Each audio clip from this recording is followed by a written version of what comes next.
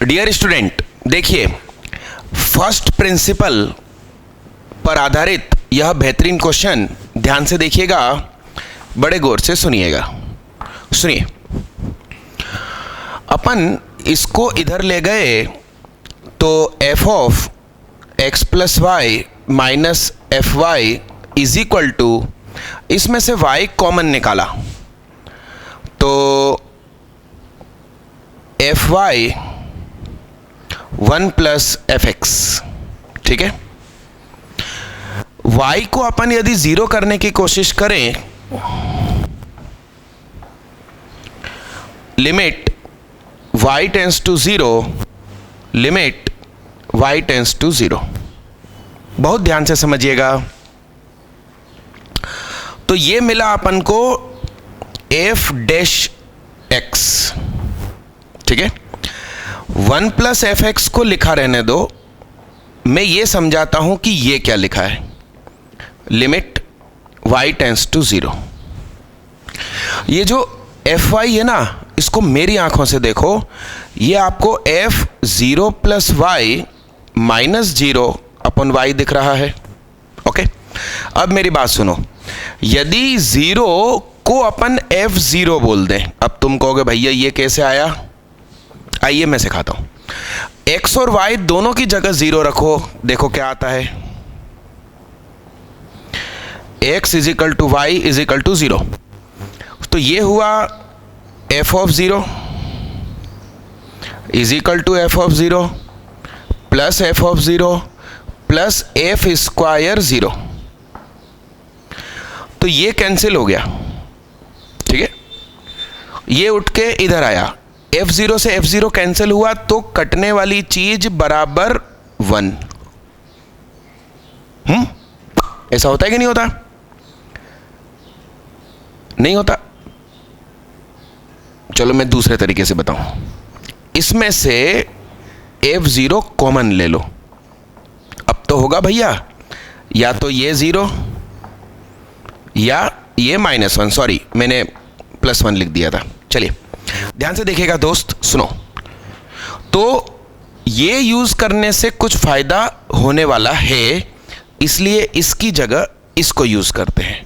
आइए देखिएगा, तो ये यदि f0 है, ये यदि f0 है, तो यह क्वांटिटी का नाम f डैश जीरो,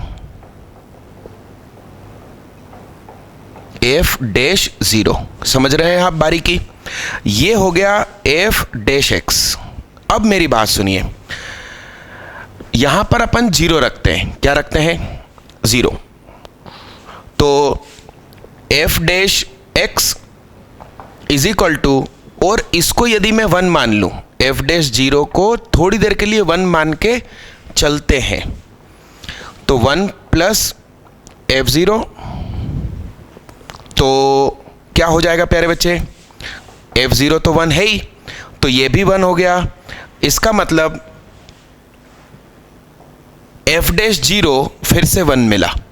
तो f डैश जीरो को अपन 1 मान के चल रहे हैं, तो सही दिशा में अपन कदम उठा रहे हैं। तो f डैश जीरो 1, यह आंसर सही हो गया। यस, चलिए आइए अब अपन इसको ऐसा लिखते हैं, ध्यान से देखना कैसा लिखते हैं। इसको अपन 1 बोल चुके हैं, तो ये गया डिवाइड में, तो f dash x upon 1 plus f x is equal to 1। ध्यान से सोचो, यदि मैंने इसका इंटीग्रेशन कर दिया, तो इंटीग्रेशन इन दिनों में 12th क्लास में चल ही रहा है।